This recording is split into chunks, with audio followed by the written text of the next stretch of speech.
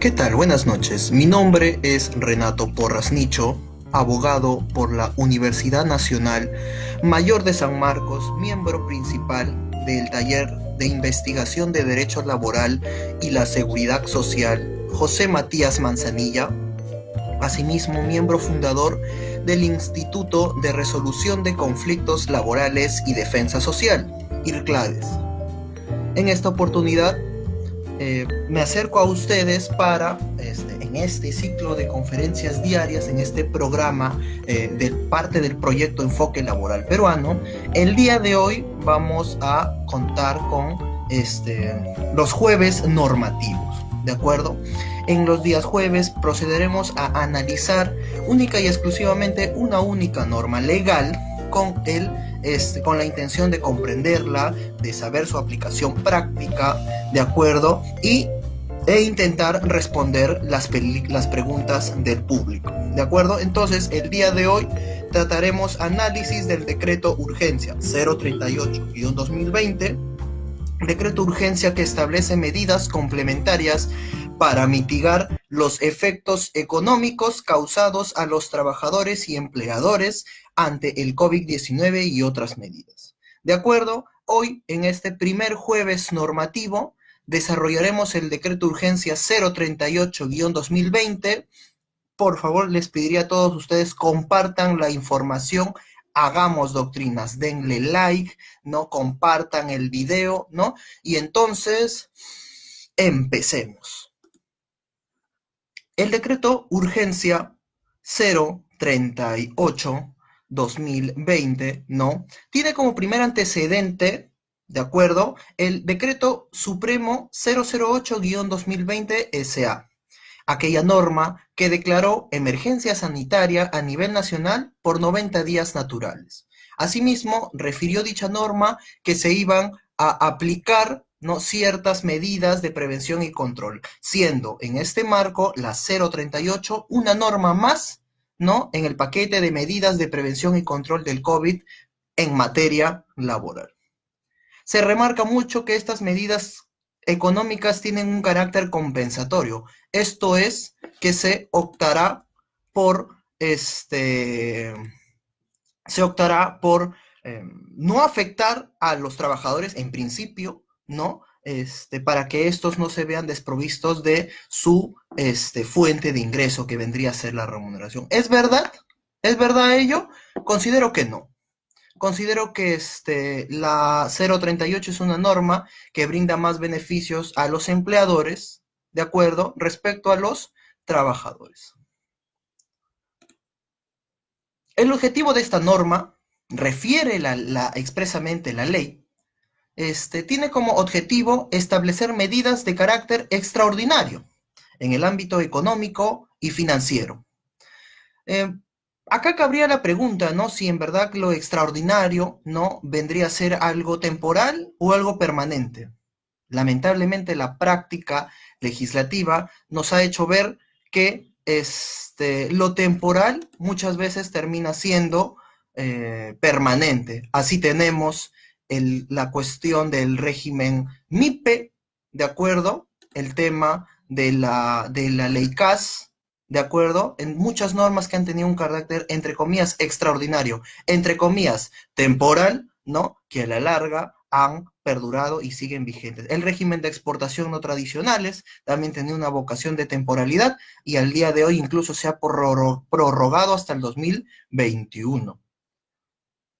Entonces, en teoría, estas medidas que van a adoptarse en la 038 tendrán como objetivo mitigar los efectos económicos causados, ¿no?, a los trabajadores y empleadores en general, pero ¿de qué ámbito, de qué sector? El sector privado. Y acá cabría la pregunta, ¿qué es el sector privado? El sector privado vendría a ser, teniendo en cuenta la naturaleza jurídica del empleador, que este empleador se mueva en el ámbito, ¿no?, empresarial, en el ámbito de las relaciones comerciales, ¿de acuerdo? Mientras que el sector público implica que el empleador, ¿quién es? ¿Quién es? El empleador es el Estado.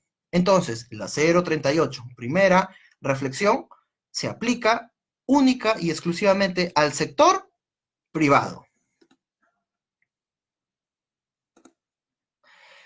¿Qué medidas van a implementarse, ¿no?, en materia laboral? Para comenzar, nos refiere la norma. Los empleadores que no puedan implementar la modalidad del trabajo remoto. ¿Qué es el trabajo remoto, señores, señoritas? El trabajo remoto es aquella actividad que se realiza en el domicilio del trabajador con los implementos que el trabajador dispone, su propia computadora, ¿no?, su propio ambiente laboral, ¿de acuerdo? El trabajo remoto viene a ser una figura flexibilizada del teletrabajo, ¿de acuerdo? Es una figura mucho más flexibilizada y que ha surgido en un contexto de emergencia, como es la pandemia del COVID-19.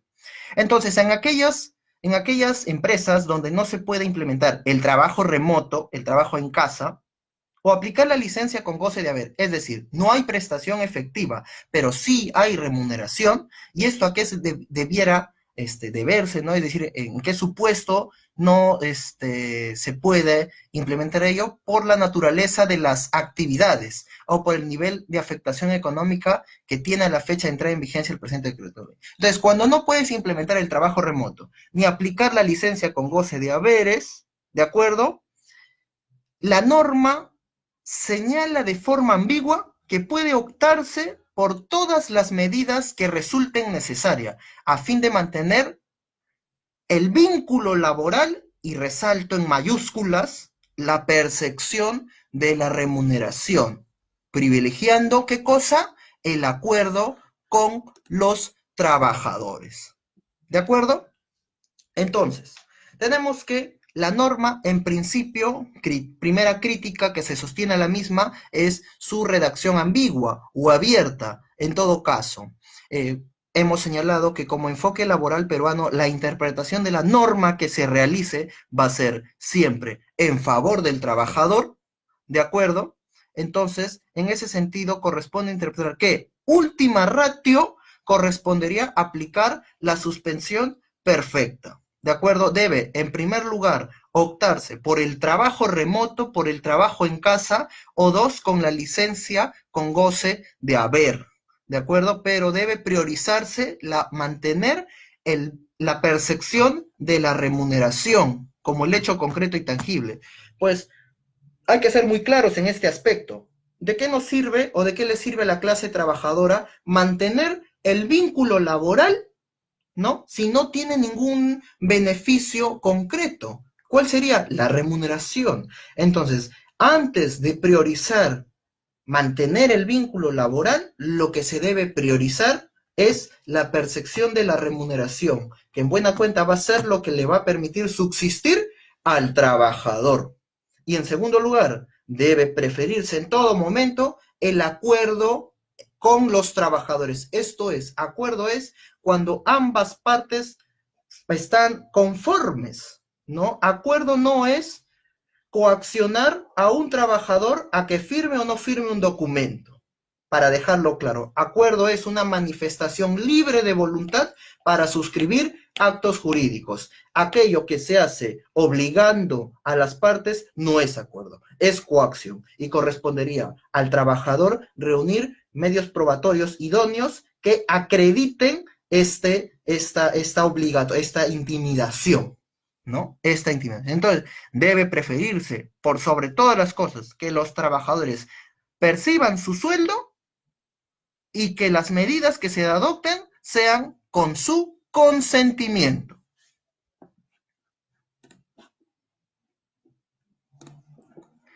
Asimismo, la norma nos señala que los empleadores a los que se refiere el numeral anterior, es decir, aquellos que no pueden ni implementar el trabajo remoto ni la licencia con goce de haberes, pueden optar, es decir, aquí la norma coloca al empleador en una situación de ventaja activa, en una posición favorable, por ponerlo en términos simples. ¿Para qué? Para que pueda suspender perfectamente. ¿Qué implica esto? La suspensión perfecta es que no hay sueldo. Hay trabajo, si no hay el vínculo, ¿no? Esto abstracto que nadie puede comer ni sentir, pero no hay la obligación de percibir, no hay la obligación del empleador de pagar el salario.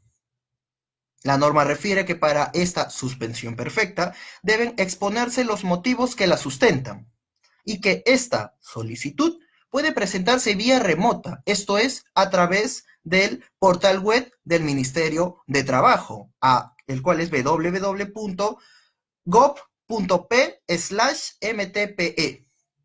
En dicha página, el empleador que desea acogerse a la suspensión perfecta deberá rellenar la solicitud y el formato de acuerdo que el Mintra ha puesto a disposición de ello, siempre y cuando justifique adecuadamente que no se puede implementar el trabajo remoto y que no puede otorgar licencia con goce de haberes. La última ratio es la suspensión perfecta. Frente a ello, el trabajador, con todo el derecho del mundo, tiene la capacidad de negarse a firmar aquello que considera lesivo a sus intereses, aquello que considera que le va a afectar, que va a decir, oh no, mire, esto me va a causar daño y no se puede tomar otra medida. Entonces el trabajador tiene todo el derecho de oponerse. La comunicación, esta solicitud del empleador para acogerse a la suspensión perfecta, está sujeta a la verificación posterior de SUNAFIL. Sin embargo, la trampa en este punto es que luego de la verificación de SUNAFIL, de la Autoridad Administrativa de Trabajo, refiere la norma, ¿no? Deberá emitirse una resolución en la que confirma la suspensión perfecta o la revoca. Y acá viene una de las principales críticas a esta norma. Lamentablemente, esta ley, este punto en específico está en claro beneficio a los empleadores, sin mayor criterio, ¿no? Ni tomando en cuenta la situación de los trabajadores. Nos dice la norma que de no expedirse la resolución en el plazo de 7 días que señala la ley, se va a considerar como válida la suspensión perfecta. Es decir, hey, trabajador, te suspendo, ¿de acuerdo? Vendrá la autoridad administrativa de trabajo a hacer la verificación correspondiente y luego de 7 días de la verificación deberá emitir su resolución. ¿Qué tiene que hacer el empleador? Pues simplemente esperar que los 7 días para que su suspensión sea válida. Es más, no habría ningún criterio práctico, ¿no? Para aplicar esta suspensión. Indistintamente, cumpliendo los requisitos de ley o sin cumplirlos, muchos empleadores se acogerán a la misma y por la ineficiencia y poca infraestructura del Estado, muchas suspensiones serán declaradas válidas, ¿no? Esa es la gran crítica a esta norma. Lamentablemente no se condice con la realidad, ¿no? Pues decir que la autoridad administrativa va a tener la capacidad de responder hasta los 7 días de realizado su verificación, pues es cegarnos a la cantidad de personal, ¿no? De inspectores con los que cuenta SUNAFIL, que ni se dan abasto en Lima y mucho menos hablemos de todo el Perú. Asimismo, la norma nos dice, ¿no? De comprobarse la falta de correspondencia entre la declaración jurada, esto es, el empleador para acogerse a la suspensión perfecta debe presentar un documento con calidad de declaración jurada, ¿no? Es más, ni siquiera se exige un documento con mucho mayor peso ni rigor, ¿no? Que los balances económicos o el estado de pérdidas, ¿no? Una simple declaración jurada basta para acogerse a la suspensión perfecta, ¿no? En esta declaración jurada, que luego será verificada por la autoridad inspectiva, ¿no? Previa verificación, y si es que la autoridad inspectiva logra realizar la verificación dentro de los 7 días y advierte que se afecta a la libertad sindical, ¿no? La autoridad administrativa puede dejar sin efecto esta suspensión. Pero vemos que es a posteriori, es después de la suspensión. El daño ya se ha producido. Por lo tanto, considero que esta norma perjudica más los intereses de los trabajadores que de los empleadores. Y frente a ello, ¿qué le correspondería a los trabajadores? Pues negarse a firmar cualquier acuerdo que consideren lesivo a sus propios derechos e intentar la salida negociada con sus empleadores. Asimismo, la norma nos señala que las medidas adoptadas al amparo de este artículo rigen hasta 30 días después de terminada el estado de emergencia. Esto es simplemente respecto a la vigencia de la norma. Un punto muy importante, señoras, señoritas, damas y caballeros, es respecto a los trabajadores que pertenecen a un grupo de riesgo. Esto es, personas que se encuentran en una particular situación de vulnerabilidad, venga a ser personas con enfermedades crónicas pulmonares, adultos mayores, ¿no? Mujeres embarazadas, etcétera, etcétera. ¿Qué nos dice la norma? Clara y contundentemente. Los empleadores que se ven imposibilitados de cumplir con el artículo 20 del decreto urgencia 026 deben adoptar las medidas necesarias a fin, nuevamente, me reafirmo, de mantener el vínculo laboral y las remuneraciones privilegiando el acuerdo privilegiando el acuerdo con los trabajadores. Nuevamente vemos que se repite la misma fórmula, la misma semántica que en los artículos predecesores. Debe priorizarse, mantener el vínculo laboral y en mucho han incidido los abogados laboralistas, pro patronales, pro empresariales, ¿no? Cuando en verdad el kit medular del asunto es tomar las medidas necesarias para mantener la percepción de las remuneraciones y sobre todo privilegiando el acuerdo con los trabajadores. En general, esto es la regla y en particular respecto a los trabajadores que pertenecen a un grupo de riesgo, esta obligación se hace mucho más evidente. E interpretemos con los artículos correspondientes al decreto urgencia 026. ¿Qué nos dice el artículo 20 que evoca la 038? El artículo 20 de la 026 nos dice que el empleador tiene que aplicar de manera obligatoria a los trabajadores que se encuentran en grupo de riesgo el trabajo remoto, ¿de acuerdo? A los trabajadores que pertenecen al grupo de riesgo deben aplicarse trabajo remoto, mientras que, y solo en el caso que por la naturaleza de las labores no sea compatible con el trabajo remoto, deberá otorgarse a los trabajadores que pertenecen a un grupo de riesgo licencia con goce de haberes, sujeto a la compensación posterior. ¿De acuerdo? Entonces, para cerrar la idea, respecto a los trabajadores que pertenecen a un grupo de riesgo, ellos tienen el derecho y los empleadores están en la obligación de implementarse el trabajo remoto en casa y si es imposible, si esto es incompatible por la naturaleza de las funciones, gozar de licencia con goce de haberes. Claro y rotundamente lo señalamos. A los trabajadores que pertenecen a un grupo de riesgo no se les puede implementar la suspensión perfecta. Conforme a la interpretación sistemática de la 038 y del artículo 20 del decreto urgencia 026-2020. Primero, trabajo remoto, y si no es posible, licencia con goce de haber. ¿Y qué nos dice la 038? Si no es posible esto, es decir, si no es posible el otorgamiento de licencia con goce de haber, pueden adoptarse las medidas que resulten necesarias a fin de mantener la vigencia del vínculo laboral, dice, a fin de mantener la vigencia del vínculo laboral y la percepción de remuneraciones. No dice a fin de mantener el vínculo laboral o la percepción de remuneraciones. Entonces, desde una interpretación normativa en favor del trabajador, debe priorizarse en todo momento que los trabajadores perciban sus sueldos y se privilegie el acuerdo con los trabajadores. Y mucho más, de forma mucho más categórica, en aquellos que pertenecen a un grupo de riesgo. A ellos no se les puede quitar su remuneración. Derechos que mantienen los trabajadores que se encuentran en suspensión perfecta.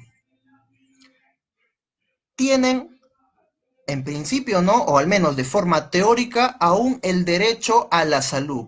Esto es que tienen el derecho a hacer uso del sistema del Seguro Social de Salud, ¿no? Para los trabajadores comprendidos en la suspensión perfecta. Incluso aquellos que no han contribuido conforme al artículo 11 de la Ley de Modernización de la Seguridad y Salud, la cual nos exige un mínimo de 36 meses de aportaciones durante los últimos 3 años previos al cese, ¿no? Es decir, haber aportado los 3 últimos años, ¿no? Incluso si no has aportado los 3 últimos años, aún así tienes el derecho a la salud.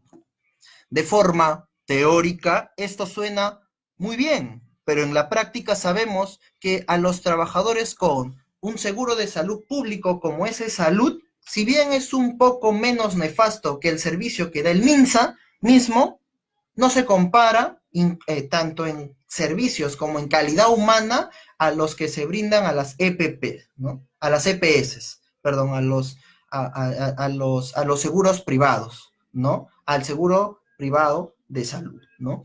A muchos trabajadores en el contexto del COVID, y soy testigo de ello, pues he estado muy cercano a una persona que ha sido víctima de este brutal virus, ¿no? Que a los trabajadores que refieren al MINSA, que cuentan con e-salud, son olvidados en el seguimiento diario telefónico que debieran hacer los médicos del MINSA. Mientras que si tú refieres que tienes un seguro privado de salud, la atención es pormenorizada. Es más, hasta la prueba rápida y la prueba molecular que debiera ser a domicilio se atiende con una prontitud increíble, ¿no? Cuando refieres que tienes un seguro privado de salud.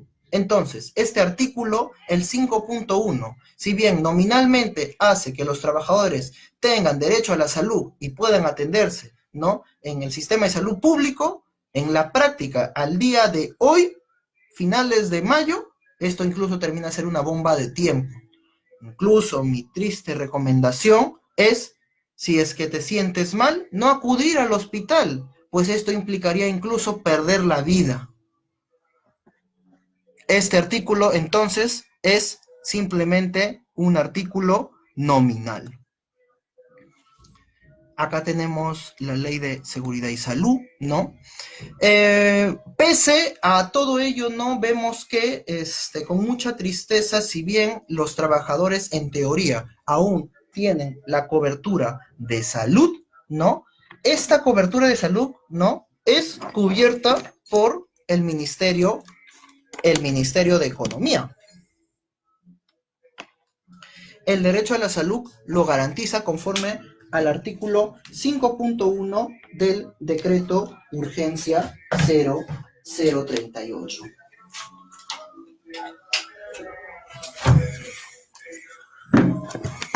¿Cuánto dinero va a destinar el MEF al Seguro Social de Salud? Oído la música, 92.062.601 soles. Entonces, corresponde señalar categóricamente que el Seguro Social de Salud al día de hoy está siendo financiado. El Seguro Social de Salud al día de hoy está siendo financiado. 92.962.600 soles. Entonces, todos los peruanos tenemos el derecho a exigir una oportuna atención de salud, en teoría. ¿Dónde está la trampa? ¿Dónde vemos la trampa? ¿Dónde vemos? Pero Renato, vemos que existe muchísimo dinero destinado del MEF a salud. La trampa está en la forma de la redistribución de este dinero, en cómo se va a gastar este dinero. En resumidas cuentas, ustedes pueden leer la filmina, ¿no? Poco a poco, yo se los voy a ir diciendo oralmente. En resumidas cuentas, lo que va a pasar es que el MEF, para entregar este dinero al Seguro Social de Salud, va a tener que primero entregarle el dinero al Ministerio de Trabajo. ¿De acuerdo? Se autoriza al Ministerio de Economía para realizar modificaciones presupuestarias y primero entregar al Ministerio de Trabajo estos 92 millones de soles. Y estos 92 millones de soles que el MEF entregó al Mintra, luego los tendrá que transferir al Seguro Social de Salud. Y las transferencias financieras que realice el Mintra al Seguro Social de Salud tendrán que ser aprobadas cada una de estas transferencias mediante una resolución del titular del Ministerio de Trabajo. Es decir, cada vez que el MEF, o sea, este dinero que el MEF destinó al Seguro Social de Salud, tiene que ser aprobado en cada uno de sus gastos por parte del Ministerio de Trabajo. Más burocracia. Luego de que el ministro de Trabajo haya aprobado utilizar determinada parte de estos 92 millones de soles, ¿no? Para que lo pueda utilizar el titular del Seguro Social de Salud, este responsable recién podrá implementar, ¿no? Y destinar este dinero. Para ello pasaron 2, 3 semanas, el virus se siguió propagando, nunca se pudo utilizar efectivamente todo este dinero, y por eso se explica el tan deprimente, caótico y ya colapsado sistema público de salud. Dinero hay, lo que tampoco falta es corrupción. Asimismo, el decreto urgencia 038, y ya para finalizar la clase de hoy, ¿no? Ya nos extendemos por la media hora, ¿no? Hablemos ya de los derechos laborales de los cuales le permiten disponer al trabajador en virtud de este decreto, ¿no? Para ello les pediría, antes de iniciar este punto, que compartan la información, le den like, ¿no? Inviten a sus amigos a esta modesta clase explicativa del decreto urgencia 038, compartamos la información, hagamos doctrina, comparte, dale like, comenta al video, ahí, súbeme los ánimos, muy buena ponencia, Renato, consúltame aquello que tengas dudas, ¿de acuerdo? Comparte la información, hagamos doctrina. Continuando, el decreto urgencia 038-2020 en su artículo 7 permite a los trabajadores que puedan disponer libremente de su CTS. Y acá vemos, pues, que al empleador todas las facilidades del mundo. Puede aplicar trabajo remoto, puede aplicar suspensión perfecta, ¿no? Y al trabajador en plena pandemia, ¿qué tiene que hacer? Pues vivir de sus conceptos remunerativos. Recordemos que la naturaleza de la compensación por tiempo de servicios es este beneficio social que tiene como objetivo detener los graves daños que produce la extinción de un vínculo laboral. Esto es, a ti te botan del trabajo y tú vas a cobrar tu CTS para poder vivir de eso mientras consigues otro trabajo. Más aún en una sociedad tan inestable como la peruana, donde abundan los contratos precarizados o, si estás en el ámbito formal, los contratos a plazo fijo. Entonces, en una sociedad con un derecho laboral tan inestable y flexible, la CTS viene a ser un soporte necesario en momentos en los cuales un trabajador se encuentra buscando otra actividad, laborar en otra empresa, pero no, en pleno contexto de pandemia, se le dice al trabajador, a los pocos trabajadores formales, hey, se te va a aplicar suspensión perfecta, y aparte de ello, tienes que disponer del fondo de este dinero del cual deberías utilizar cuando seas despedido, cuando dejes de trabajar o cuando renuncies. Vemos pues que la carga social en la pandemia se está dando a los trabajadores. Y es más, para que dispongan incluso de este dinero que no deberían disponer en este momento, se le establece el tope, el límite de hasta una remuneración bruta mensual por cada mes trabajado. Es decir, no solo permiten que el trabajador disponga de un dinero que en principio no debería disponer, sino que le restringen su uso más que por el monto de una remuneración mensual. ¿De acuerdo? vemos pues muchas restricciones, ¿no?, para el trabajador. Mi recomendación, que los trabajadores en la medida de lo posible no dispongan de su CTS, pero pues si no hay otro ingreso aparte de ello, no nos queda otra alternativa.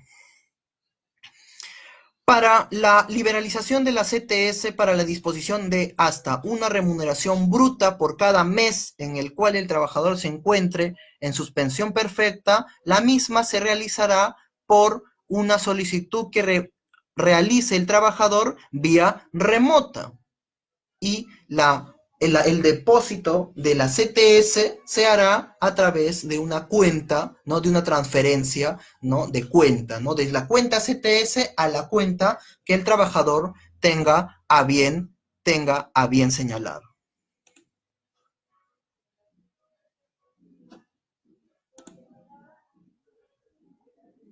La libre disposición a que se refiere este numeral, ¿no?, es decir, la disposición de hasta una remuneración bruta de la CTS es adicional a la libre disposición que se reguló en el decreto 033-2020.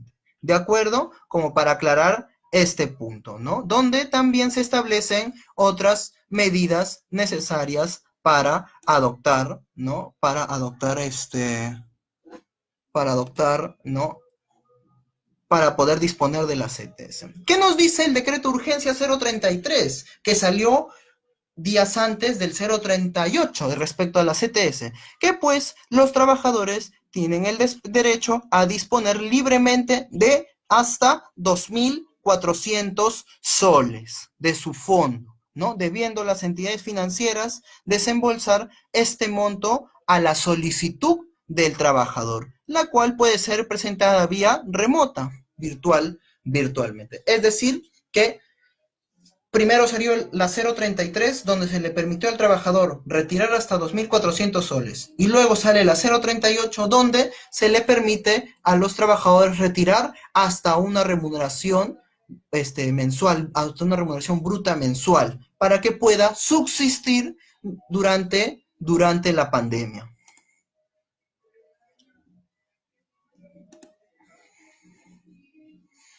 Asimismo, ¿no? Asimismo, en el supuesto de que un trabajador no cuente con el dinero para poder si no cuenta con un saldo suficiente en su cuenta de CTS, el trabajador, ¿no?, que se encuentra en suspensión perfecta, podrá solicitar al empleador el adelanto de su CTS de mayo, ¿no? ¿No? O también el adelanto de su gratificación de julio, ¿no?, calculados a la fecha del desembolso, al día de hoy, ¿no? ¿Cuál es la trampa en este punto? Que depende de quién, del trabajador, no, depende del empleador otorgar o no el adelanto de la CTS o las gratificaciones del trabajador. ¿De acuerdo? Entonces, el trabajador también puede solicitar el adelanto de su CTS o gratificaciones, pero ¿de quién depende en última instancia? Del empleador. Asimismo, vamos a hablar sobre los bonos para los trabajadores que se encuentran en microempresas, mientras vamos a ir respondiendo algunas preguntas que el público ha planteado. Entonces, ¿no?, entre las preguntas tenemos la pregunta de Johan Quispe. Saludos Johan. Estimado Renato, la norma señala lo siguiente: se entiende imposibilidad de aplicar el trabajo remoto o licencia con goce de haber por la naturaleza de las actividades. Un personal de limpieza no podría realizar trabajo remoto por la naturaleza de las actividades. Y cuando se refiere a la licencia con goce, se refiere a la falta del dinero de la empresa.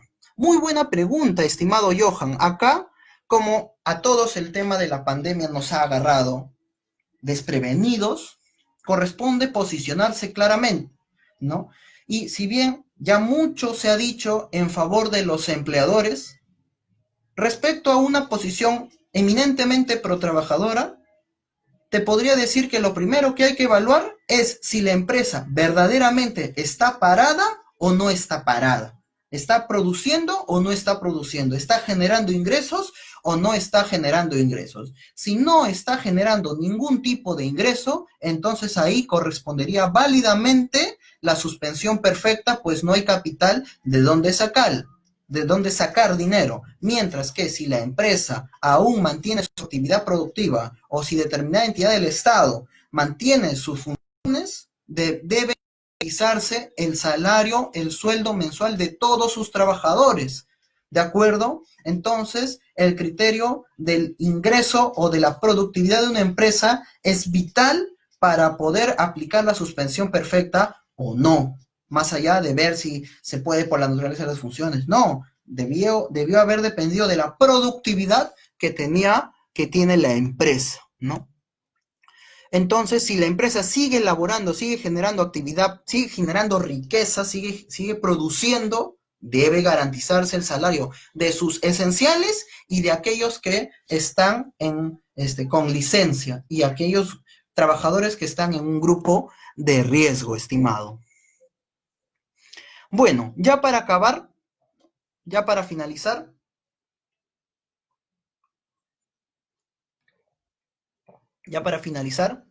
para los casos de los trabajadores que se encuentren suspendidos perfectamente, pero que pertenecen a la microempresa, esto es, que no ganan, perdón, que no tienen ningún derecho laboral, ¿de acuerdo? De acuerdo al régimen MIPE, la remuneración y que también su sueldo, su remuneración sea hasta 2.400 soles, ¿de acuerdo? No pueden acogerse al subsidio de 760 soles por cada mes calendario vencido y que dure la correspondiente medida de suspensión perfecta, hasta por un periodo de 3 meses. Esto es, los trabajadores que se encuentran en microempresa, ¿de acuerdo? Que se encuentran en microempresa, deben y que se les ha aplicado la suspensión perfecta, es decir, microempresa sin sueldo, deben acogerse al seguro, no, al subsidio del Seguro Social de Salud de 760.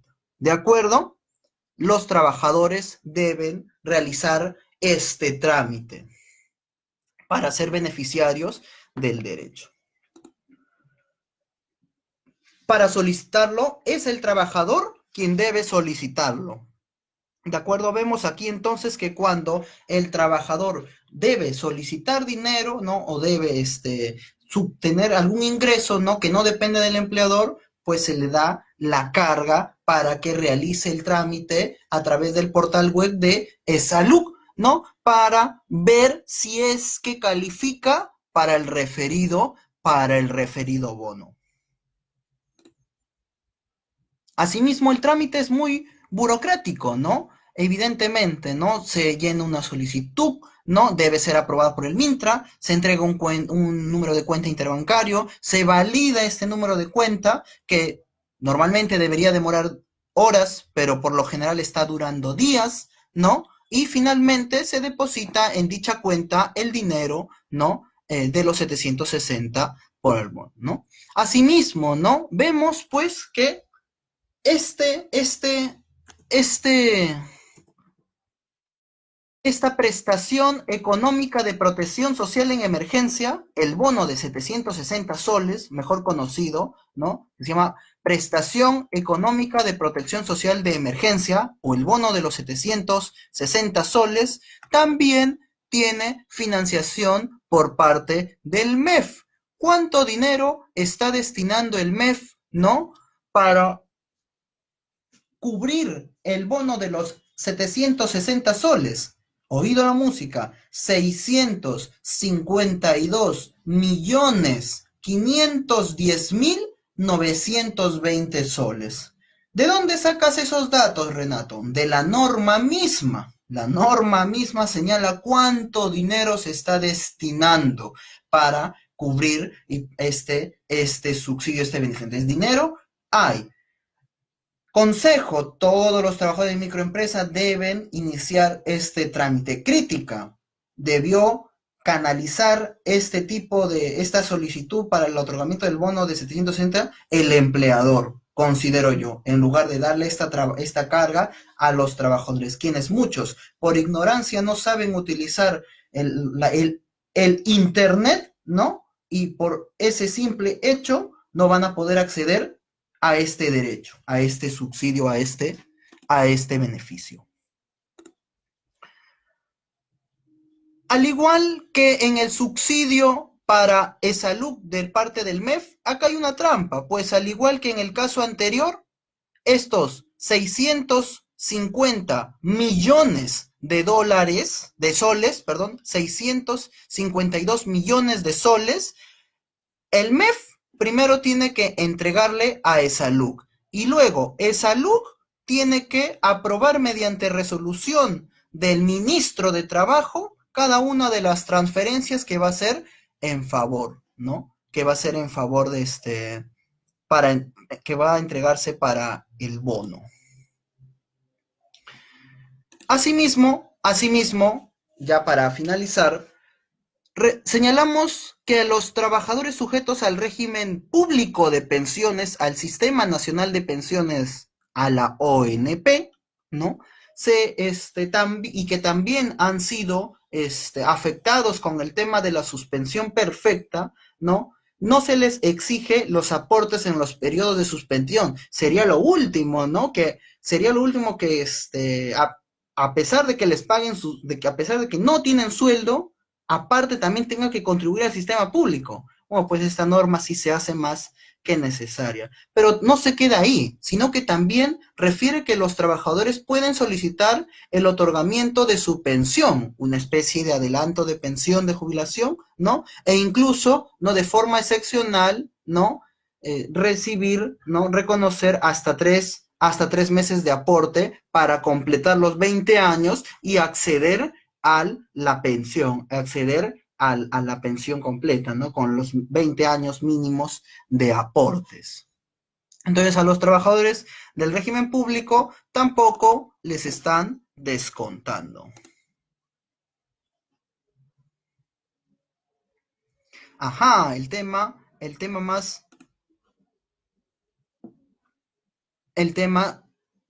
también sobre el retiro de los 2.000 soles del sistema privado de pensiones.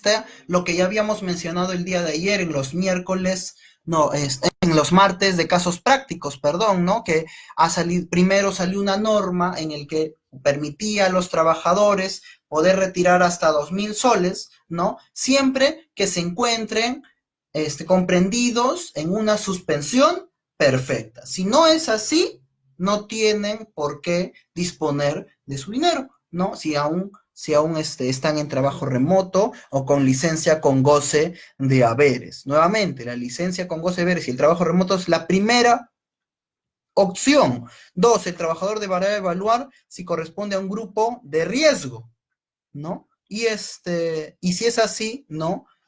Solicitar su licencia con goce. Y solo en el supuesto que se acojan el empleador a la suspensión perfecta, deberá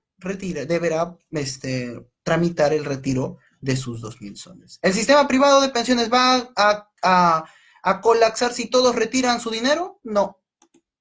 Entonces, si en verdad es estrictamente necesario, debes solicitar el retiro, ¿no?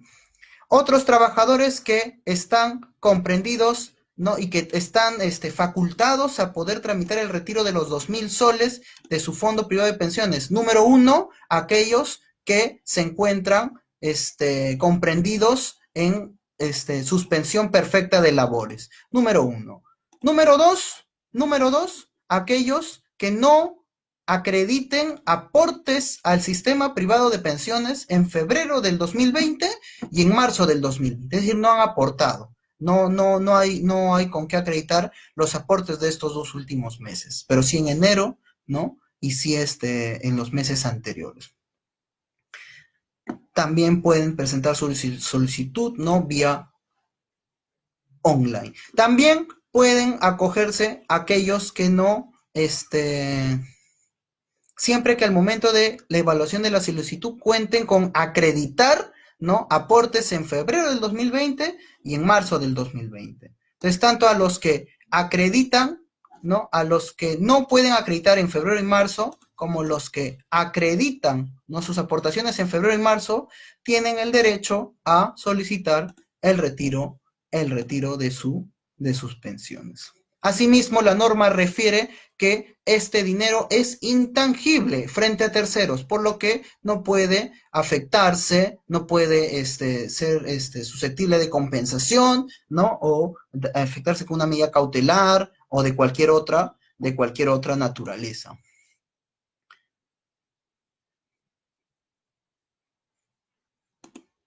¿Qué más refiere la norma respecto al retiro de FP? Bueno, el tema del acceso a información, eso ya lo leen ustedes, esos son cuestiones técnicas formalistas de la norma, ¿no? ¿Y qué beneficios hay para los empleadores? Vemos, entre comillas, beneficios, pues, para los trabajadores. Y para los empleadores, ¿cuáles serían esos beneficios? Por ejemplo, el empleador no está obligado a depositar la remuneración computable correspondiente al periodo mayo del 2020, ¿no?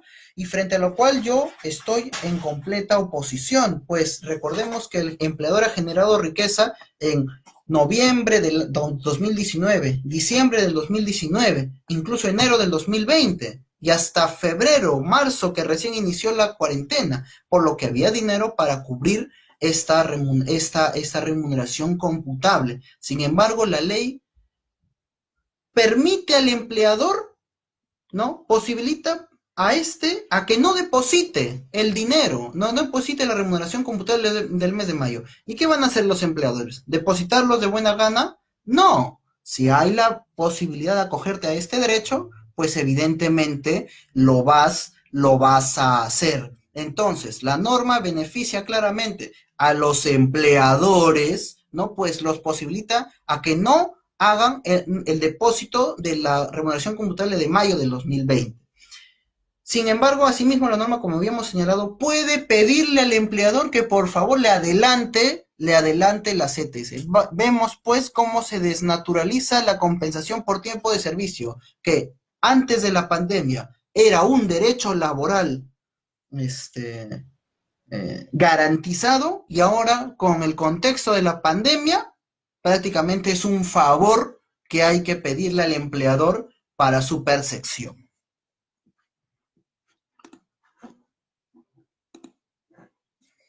El depósito de la CTS, ¿no? De la CTS debe considerarse con los intereses devengados. Oído la música a los trabajadores. A diferencia del retiro de tu fondo privado de pensiones, donde no se menciona nada de los intereses que debió haber generado este fondo, en el tema de la CTS, el trabajador tiene el derecho a retirar la misma con los intereses que se han generado. Para ello, deberá solicitar a la entidad financiera cuáles han sido los porcentajes de interés aplicados a su cuenta y que le entreguen el dinero, ¿no? Con los intereses que consideren, con los intereses devengados, perdón. La norma refiere que tiene un carácter eminentemente temporal, esto es, que solamente va a durar mientras dure el estado de emergencia. Y volvemos a plantear la misma cuestión. ¿En verdad será temporal? Así como se dijo que iba a ser temporal el régimen de la micro y la pequeña empresa, así como se dijo que iba a ser temporal el régimen CAS, así como se dijo que iba a ser temporal el régimen de contratación, el régimen de exportaciones no tradicionales. Hay que tener como clase trabajadora mucho cuidado cuando la norma refiere este carácter de temporalidad. Esto ya son cuestiones finales de la norma que le competen a las autoridades administrativas de trabajo, a los inspectores, que básicamente refiere, ¿no? Que las notificaciones van a ser vía virtual. ¿De acuerdo? Entonces, hasta ahí la disertación del día de hoy. ¿De acuerdo? A todos ustedes, muchísimas gracias. Compartan la información, ¿no? Hagamos doctrina.